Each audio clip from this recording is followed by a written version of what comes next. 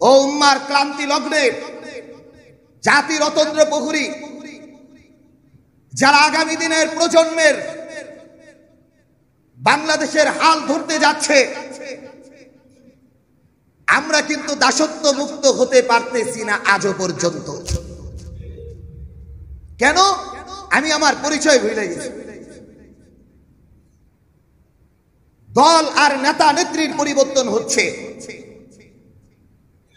সংসদের চেয়ারের আসনের পরিবর্তন হচ্ছে, বঙ্গভবনের এক এক ব্যক্তির পরিবর্তন হচ্ছে, মানুষের চরিত্রের পরিবর্তন হচ্ছে না, নেতা আর নেত্রীর চরিত্রের পরিবর্তন হয় নাই।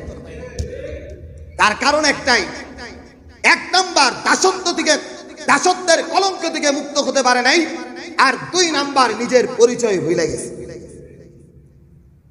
স্বাধীনতার 56 বছরে আপনি দেখেন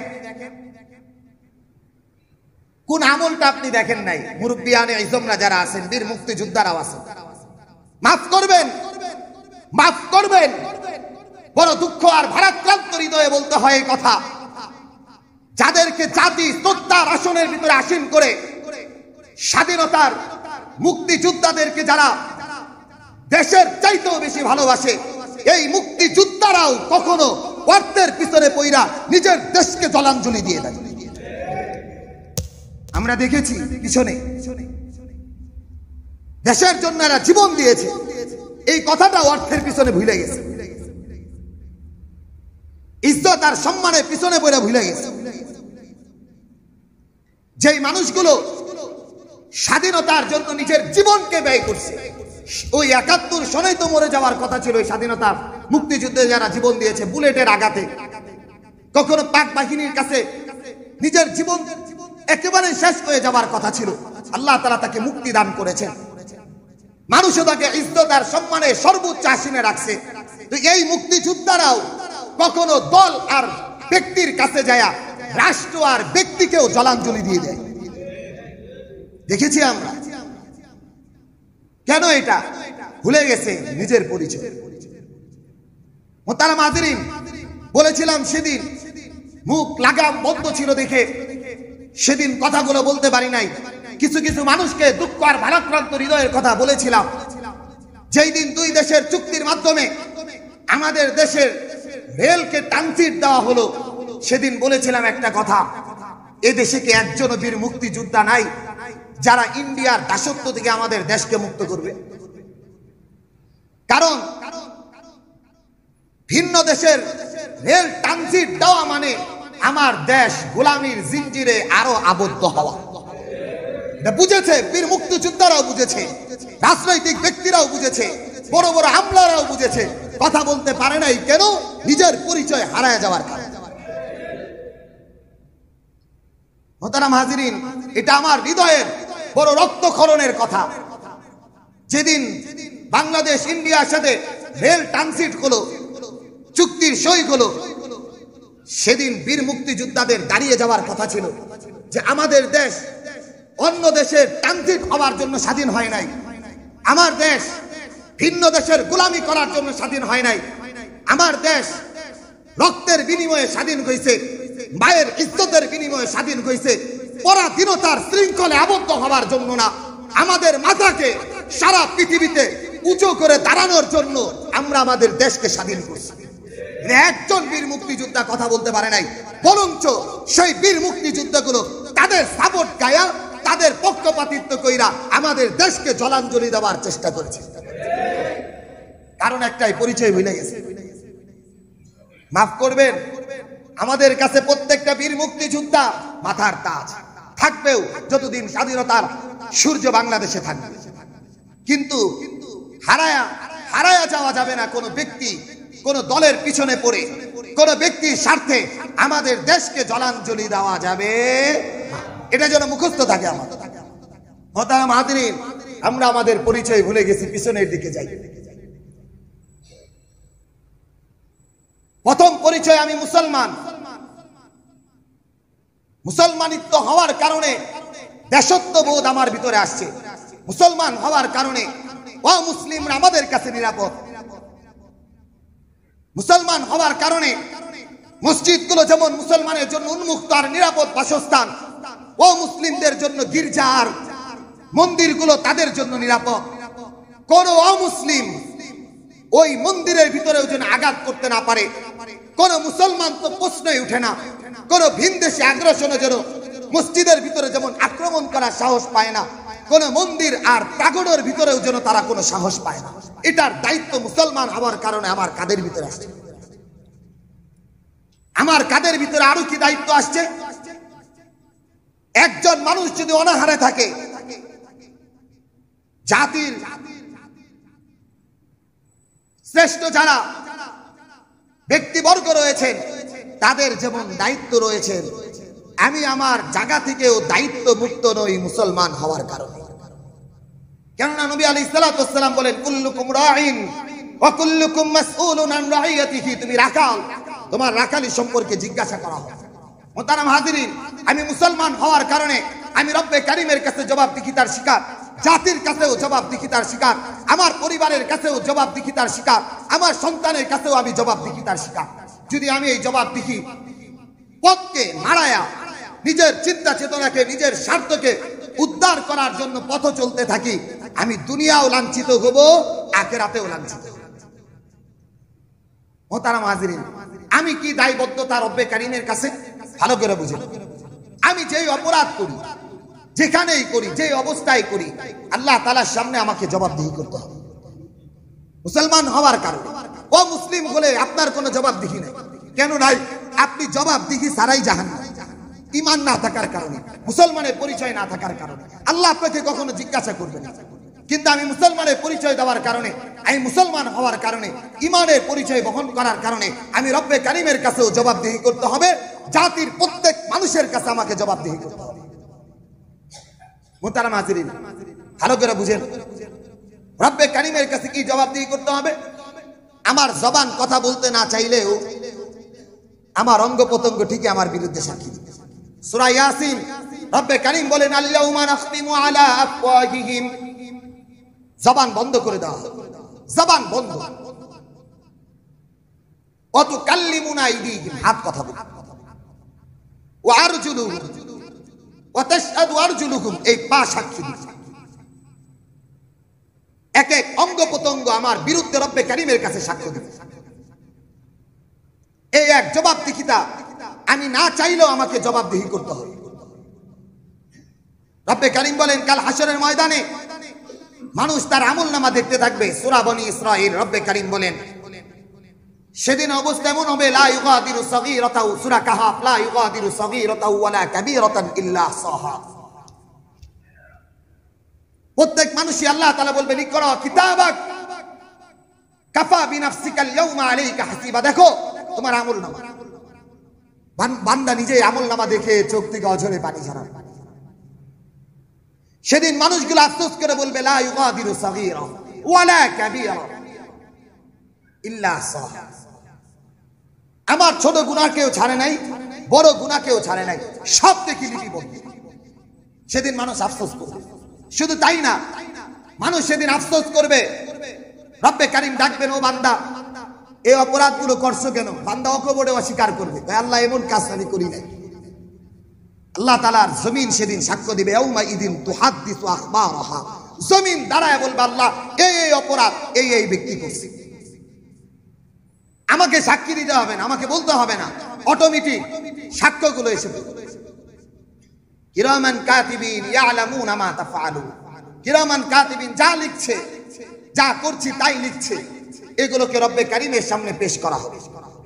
এজন্য মুহতারাম হাজিরিন, রব্বে কারীমের কাছে যেটা আমরা ওয়াদাবদ্ধ, এই ওয়াদা থেকে যদি চুল পরিমাণ এদিক আমরা সরে যাই, রব্বে কারীমের কাছে হাসরের ময়দানে জবাবদিহি করতে হবে। কেউ এখান থেকে ছেড়ে যেতে পারবো না। দাড়িওয়ালা, টুপিওয়ালা, পাঞ্জাবিওয়ালা, আলেম, উলামা, গাউস, কুতুব, আবদাল, যেই যেই পদের ভিতরে সেজে বসে থাকি, আল্লাহ তাআলার আদালত থেকে কেউ বাঁচতে পারবো না। কেননা রব্বে কারীম আমার চেহারা, আমার টুপি, আমার পাঞ্জাবির সৌন্দর্যতা, আমার বয়ানের সৌন্দর্যতা, এটা আমার রব দেখেন। আমার রব দেখেন কি? বান্দার দিলের অবস্থাটা কেমন। ইন্নাল্লাহা লা ইয়ানজুরু ইলা সুওয়ারিকুম ওয়ালা ইলা জাসাদিকুম ওয়ালাকি ইয়ানজুরু ইলা কুলুবিকুম ওয়া আমালিকুম। কে তুমি, কি তোমার পরিচয়, কি তোমার কর্ম, কি তোমার বডি বিল্ডার, তুমি কত সুন্দর সৌন্দর্যের অধিকারী, চেহারার সৌন্দর্যের মাধুর্যতার অধিকারী, এটা রব্বে কারীম দেখে না। কি পরিমাণ সম্পদের অধিকারী, এটাও তোমাকে রব দেখেন না। রব্বে কারীম দেখেন তোমার হৃদয়টা কি পরিমাণ রব্বে কারীমের জন্য শিখে দিয়েছে। এজন্য মোহতারাম হাজিরিন, এটা যেমন জবাবদিহিতার জন্য রব্বে কারীমের কাছে দাঁড়াইতে হবে, এই জাতির কাছেও আমাদেরকে দাঁড়াইতে হবে। সন্তানের কাছেও জবাবদিহি করতে হবে। কেন আমরা নিরাপত্তার সাথে রাত যাপন করতে পারি না? কেন অনাহারে আমার দেশ রাত যাপন করছে? অসহায়ের মতো রাস্তায় টোকাইগুলো, ঘরবাড়িহীন মানুষগুলো রাস্তায় পড়ে আছে, বস্তির মানুষগুলো অসহায়ের মতো জীবন পার করছে।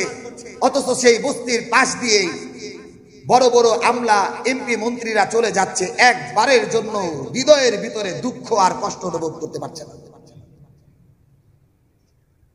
কারণ একটাই, নিজের পরিচয় হারায় ফেলেছে। নিজের পরিচয় হারিয়ে ফেলার কারণে আজকে আমার থেকে মনুষ্যত্ব দূর হয়ে পশুত্ব আসে। পশুত্বর হর আমার ভিতরে করার কারণে আজ আমার থেকে মায়া মমতা দূর হয়ে হিংস্রতার এমন অবস্থার পৌঁছে গেছি। দেখতেছি মানুষ কাতরাইতেছে, দেখতেছি মানুষ অনাহারে দুনিয়া থেকে বিদায় নিচ্ছে। রাষ্ট্রের ক্ষমতায় বসে থাকার জন্য হাজারো মানুষকে গুলিবিদ্ধ করতে আমরা দ্বিধা করছি। কারণ একটাই, আমি আমার পরিচয়কে ভুলে গেছি। আল্লাহ রাব্বুল আলামিন আমাদেরকে বুঝার তৌফিক দান করুন। কালামে হাকিমের সূরা মায়েদা আয়াত নাম্বার 54 রব্বে কারীম আমাদেরকে এক অবস্থার কথা বলছেন। ইয়া আইয়ুহাল্লাযীনা আমানু, সূরা মায়েদা কালামে হাকিমের 5 নাম্বার সূরা মায়েদা আয়াত নাম্বার 54। ভাষায় যে দেখবেন আমার আয়াতের সাথে মিল আছে কিনা।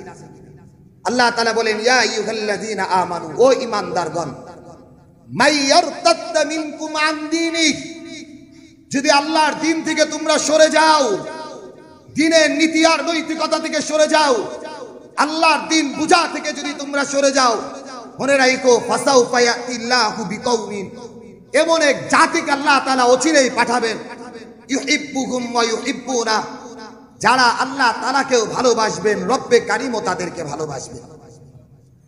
তাদের অবস্থা হবে এমন, আজিল্লাতিন আলাল মুমিনিন, মুমিনদের প্রতি থাকবে কোমল, আইজ্জাতিন আলাল কাফিরিন, কাফেরদের ব্যাপারে থাকবে কঠোর।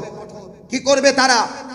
ইউজাহিদুনা ফি সাবিলিল্লাহ, আল্লাহর দ্বীনকে সমুন্নত করার জন্য, আল্লাহর দ্বীনকে সারা পৃথিবীর ভিতরে সয়লাভ করার জন্য চেষ্টা মুজাহাদা তো করবেই। এই চেষ্টা মুজাহাদা করতে যায় কখনোই তিরস্কারকে কখনো ভয় করবে না। আল্লাহ বলেন এটা কেন হবে, কিভাবে হবে? যালিকা ফাদলুল্লাহি ইউতিহি মান ইয়াশা, এটা আল্লাহ তাআলা যেভাবে চান সেভাবে অনুগ্রহের দ্বারকে উন্মোচিত করে দেন। আল্লাহু ওয়াসিউন আলিম, নিশ্চয়ই আল্লাহ তাআলা প্রাচুর্যময় এবং সর্বাজ্ঞ। এরপর আল্লাহ তাআলা এক দিক নির্দেশনা দিয়েছেন, ইন্নামা ওয়ালিয়ুকুমুল্লাহ, হে ঈমানদারগণ, তোমরা যদি আল্লাহ তাআলাকে বন্ধু রূপে গ্রহণ করো, তাহলে মনে রাখো নামাজ আদায় করো, যাকাত আদায় করো, আর আল্লাহ তাআলার সাথে যেই সমস্ত অঙ্গীকারে তুমি আবদ্ধ, এই অঙ্গীকার যদি পূর্ণ করো, আসমানের মালিক তোমাদের অভিভাবক হয়ে যাবে। এই আয়াতের পরিপ্রেক্ষিতে খুব সংক্ষিপ্ত আকারে আজ কয়েকটা কথা, আগামী সপ্তাহে কয়েকটা কথা বলবো। মোহতারাম হাজিরিন, আবারও সেই পিছনের কথাকে স্মরণ করিয়ে দিচ্ছি। স্বাধীনতার 56 বছরে ক্ষমতার পালা বদল হয়েছে, ব্যক্তির পালা বদল হয়েছে, নেতার নেত্রীর পালা বদল হয়েছে, কিন্তু বাংলাদেশের আকাশে গোলামীর জিনজির থেকে আবদ্ধ জিনজির থেকে মুক্ত হওয়ার জন্য যে স্বাধীনতা হয়েছিল, সেই স্বাধীনতার স্বাদ আজও বাংলাদেশের মানুষ অনুভব করতে পারে না। বলেন ঠিক? আমার এই কথার সাথে আপনারা একমত? মোহতারাম হাজিরিন, তাহলে বুঝি কেন হয়েছে এটা। এক নাম্বার হলো আমি আমার পরিচয় ভুলে গেছি। দুই নাম্বার হলো দাসত্ব থেকে মুক্ত হতে পারি নাই। দাসত্ব থেকে তখন মুক্ত হওয়া যাবে যখন আল্লাহর দ্বীন কায়েম হবে। সময়ের ব্যবধানে কয়েকটা অবস্থা আমি আপনাদেরকে শুধু শুনাই। এই মানুষটার অবস্থা কেমন ছিল এটা আর বলার অবকাশ রাখে না। ওমর ইবনুল খাত্তাব রাদিয়াল্লাহু তাআলা সেই সময়ের যুগে শ্রেষ্ঠ সন্ত্রাসী তালিকার ভিতরে, মোস্ট ওয়ান্টেড সন্ত্রাসী তালিকার ভিতরে ওমর ইবনুল খাত্তাবের নাম ছিল। প্রাথমিক যুগে জীবন যখন পরিবর্তন, জবাবদিহিতার শিকার জাতির কাছে নিজের পরিচয় মুসলমান বুঝতে পেরেছেন। একদিন জুমার নামাজের ভিতরে আসছেন একটু দেরি করে, জাতির কাছে দায় স্বীকার। জিজ্ঞাসা করছেন, ও আমিরুল মুমিনিন, আজকে দেখি নতুন জামা পরে আসছেন, কোথা থেকে পাইলেন? সাধারণ জনগণের প্রশ্ন। খলিফাতুল মুসলিমিন, অর্ধ জাহানের খলিফা, সাধারণ আম জনতা তাকে প্রশ্ন করছেন, আমরা যেই কাপড় পাইছি বাইতুল মাল থেকে, আপনিও সেই কাপড় পাইছেন, আমাদের কাপড় দিয়ে তো পূর্ণাঙ্গ জামা বানানো সম্ভব হয় না, আপনি বানাইলেন কেন? ওমর ইবনুল খাত্তাব রাদিয়াল্লাহু তাআলা একটা কথাও বললেন না, শুধু বললেন, আমার ছেলে সালমানকে জিজ্ঞাসা করুন। ছেলে দাঁড়ায় বলছেন, আমার বাবাও বাইতুল মাল থেকে একটা কাপড় পেয়েছেন, আমিও একটা কাপড় পেয়েছি। আমি দেখলাম বাবার তালিযুক্ত কাপড়, এজন্য আমি আমার কাপড়কে বাবাকে দিয়ে দিয়েছি। বাবা দুইটা কাপড়কে একত্রিত করে তারপরে জামা বানিয়েছে। অর্ধ জাহানের খলিফা, ও মুহতারাম হাজিরিন, রাষ্ট্রের সম্পদ চুষে খাচ্ছে কি পরিমাণ একটু পরেই বলবো। অথচ আমিরুল মুমিনিন, অর্ধ জাহানের খলিফা, বাংলাদেশ, ইন্ডিয়া, পাকিস্তান, ইউরোপ, রাশিয়ার মতো নয়, অর্ধ পৃথিবীর যিনি শাসন করেছেন, জামা কেনার মতো কোনো অর্থ তার কাছে নেই। ইতিহাস বলবো, ইতিহাস।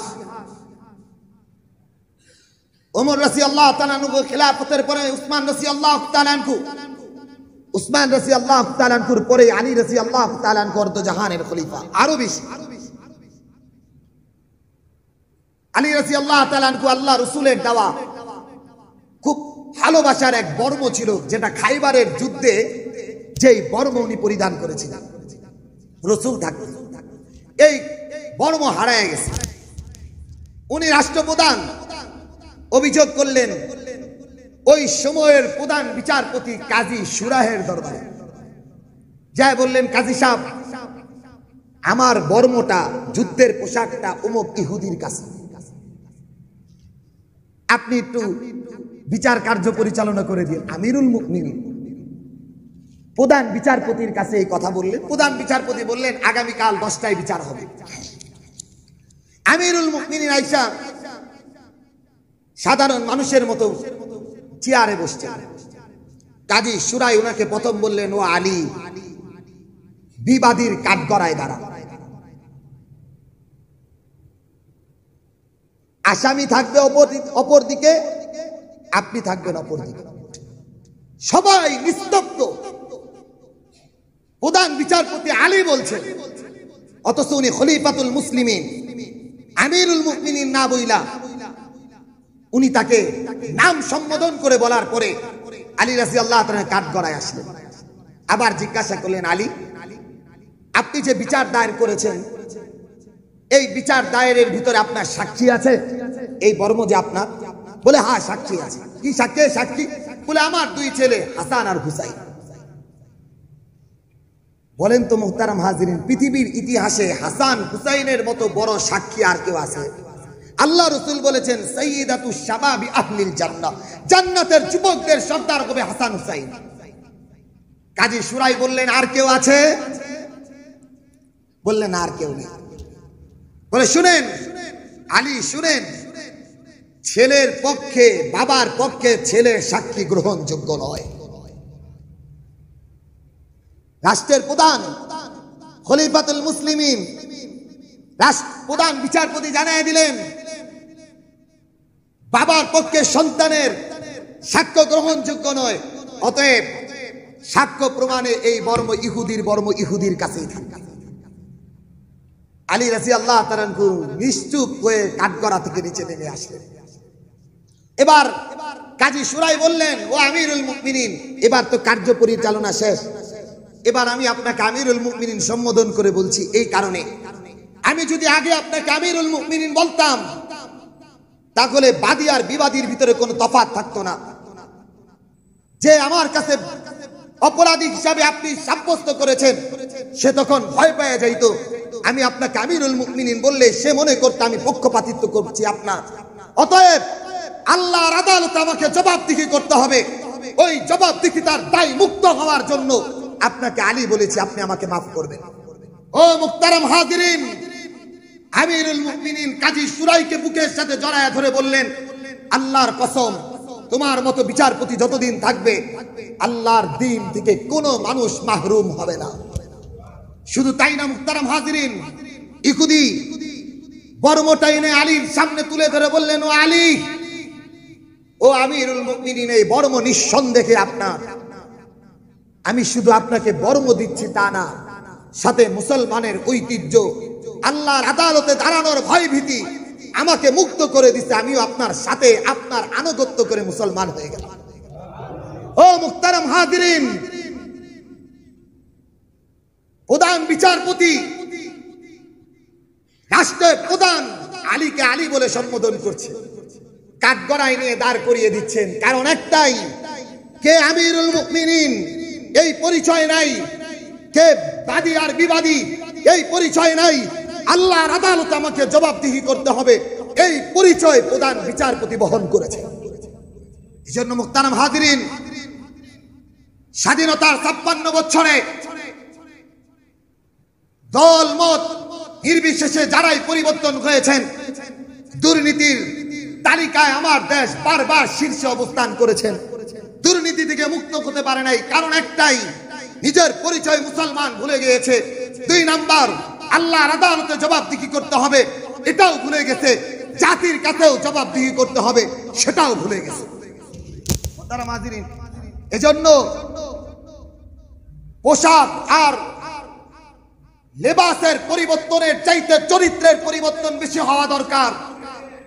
কারণ আমরা দেখেছি সালমান এফ রহমান, দরবেশ বাবা, দাড়িওয়ালা, পাকা দাড়িওয়ালা লোকটা চরিত্রের অবক্ষয় হওয়ার কারণে, চরিত্রের ভিতরে কুলুষিত থাকার কারণে সম্পদ পাচার করেছে, শেষ পর্যন্ত ইসলামের এক উন্নত এক বিধান দাড়িটাকেও কেটে জাতির থেকে মুক্তি পাওয়ার চেষ্টা করছে, কিন্তু পারে নাই। মুহতারাম হাজিরিন, সাদা দাড়িওয়ালা মানুষ, পাঞ্জাবি পরিহিত মানুষ, যারা দেখে যে সে যে কুকর্মই করেছে, পিছনে অনেক কুকর্ম তার জীবনে আছে, ওই কুকর্ম বাদ দিয়েও এই দাড়ি থাকার কারণে, পাঞ্জাবি থাকার কারণে মানুষ তাকে শ্রদ্ধার ভালোবাসত। অথচ জেলের কাষ্ট থেকে মুক্তি পাওয়ার জন্য সাদা দাড়িটাও সে কেটে, কিন্তু মাপ পায় না। কিন্তু কি পায় নাই? মাপ পায় নাই। কেন? এটা লেবাসের পরিবর্তন হয়েছে, দাড়িটাও সুন্দর লাগছে। মাঝে মাঝে দেখতাম এক এক অনুষ্ঠানে যে জানাজারও পড়াইতেছে, নামাজও পড়াইতেছে, চরিত্রের পরিবর্তন হয় নাই। চরিত্রের পরিবর্তন না হওয়ার কারণে সময়ের ব্যবধানে ঠিকই তার ধর্মকে জলাঞ্জলি দিয়েছে। এজন্য মুহতারাম হাজিরিন, নেতার নেত্রীর যেমন পরিবর্তনের দরকার, নেতার নেত্রীর পরিবর্তনের চাইতে নেতার নেত্রীর চরিত্রের পরিবর্তন বেশি দরকার। যদি চরিত্রহীন নেতার নেত্রীকে আমরা আবার বসাই, এই চরিত্রহীন ব্যক্তিদেরকে যদি আবার বসাই, আমার দেশের যেই পরিমাণ বেনজির বিদেশে অর্থ পাচার করেছে, স্বরাষ্ট্রমন্ত্রী কামালের মতো ব্যক্তি যেই পরিমাণ অর্থ পাচার করেছে, এক এক মন্ত্রী যেই পরিমাণ অর্থ পাচার করেছে, এর চাইতে বেশি অর্থ আবারও যারা আসবে তারা করবে।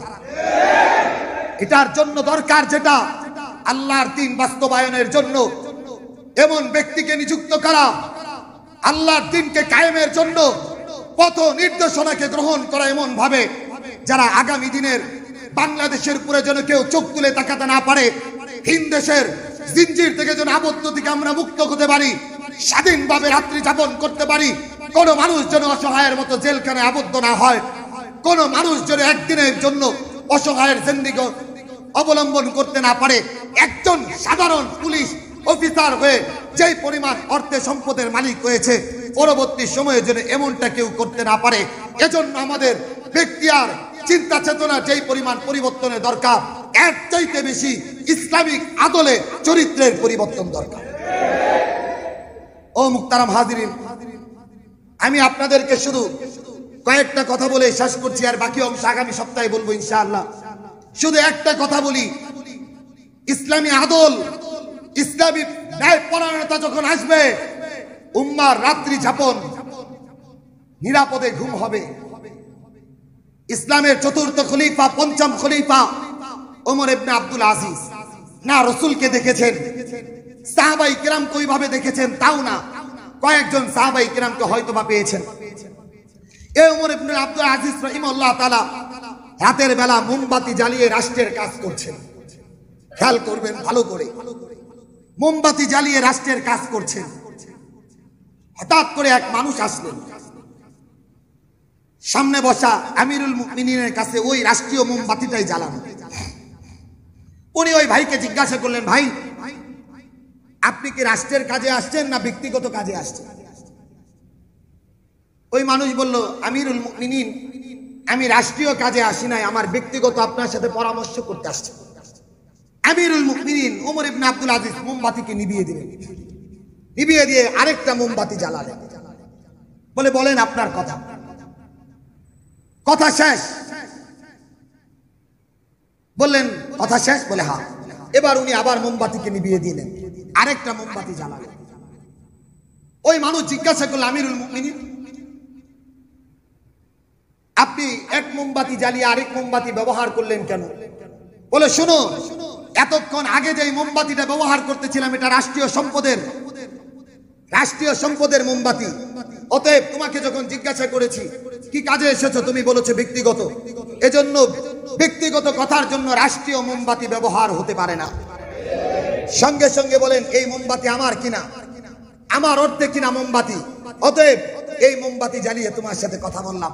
ও মুহতারাম হাজিরিন, যেই মানুষটা আল্লাহর আদালতে দাঁড়িয়ে জবাবদিহি করবে, এই চিন্তায় মোমবাতি জ্বালাতে সাহস পায় না, এরকম মানুষ যদি আমার বাংলাদেশে আসে, আমাদের বাংলাদেশ কোনদিন দুর্নীতির তালিকার ভিতরে একজনের নামও থাকবে না।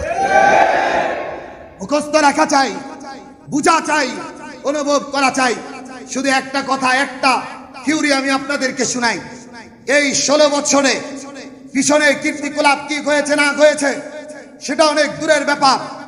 এই 16 বছরে আমার দেশ থেকে বিদেশে যেই পরিমাণ সম্পদ পাচার হয়েছে, এই সম্পদের পরিমাণ ছিল 11 লক্ষ কোটি টাকা। কত কোটি টাকা? আমার দেশ থেকে বিদেশে 16 বছরে আওয়ামী সরকারের আমলে যেই অর্থগুলো বিদেশে পাচার হয়েছে, এই বিদেশে পাচারকৃত সম্পদের পরিমাণগুলো 16 বছরে 11 লাখ কোটি টাকা। প্রতি বছর দুর্নীতি হয়েছে, দুর্নীতি না পাচার হয়েছে, দুর্নীতি কইরা পাচার করছে, সেগুলোর তথ্য ব্যাংকের মাধ্যমে আসছে। প্রতি বছর 68,000 কোটি টাকা তারা পাচার করছে। প্রতি মাসে 5.6 হাজার কোটি টাকা তারা পাচার করছে। প্রতিদিনে 186 কোটি টাকা বিদেশে পাচার করছে। প্রতি ঘন্টায়, ভালো করে বুঝেন, আমার দেশের সম্পদগুলো অনাহারে মানুষ রাত যাপন করেছে, বস্তির ভিতরে রাত যাপন করেছে। বিরোধী দলের তো প্রশ্নই নাই, ঘরেও থাকতে পারে নাই। অথচ আমার দেশের সম্পদগুলো তারা প্রতি ঘন্টায় 7.7 কোটি টাকা বিদেশে পাচার করছে। প্রতি মিনিটে 12 লক্ষ টাকা আমার দেশ থেকে বিদেশে পাচার করছে। কি মনে করেছেন আপনি? কারো বাপ দাদার টাকা নয়, আমার আপনার অর্জিত খেটে খাওয়া মানুষ, কৃষক মানুষ, ভ্যান চালক মানুষ, তাদের খেটে খাওয়া অর্থগুলোকে বিদেশে পাচার করেছেন।